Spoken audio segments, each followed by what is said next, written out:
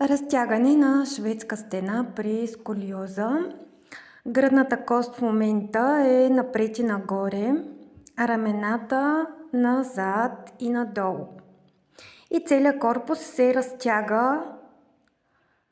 Да, дишаш, вдишваш, издишваш. Сега едната ръка остава хваната горе, а другата е по-ниско долу и таза леко назад.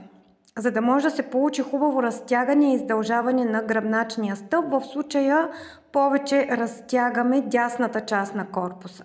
Сега пак се връщаме в центъра.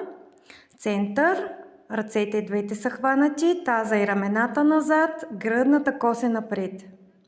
Дишане, вдишване, издишване, да няма задържане на дихател. Да, сега се сменя ръката.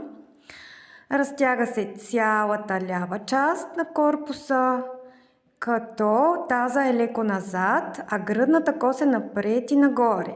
Действие и противодействие прилагаме през цялото време, сега пак в средата. Задължително пак се връщаме в средата. Вдишване, издишане, не се задържа дишането. Наблюдават се усещанията по време на разтягането и бавно се връщаме в седеж в изходна позиция върху топката. Вдишване дълбоко, разкриваме гръдния кош, рамената назад и надолу, гръдната кост напред и нагоре.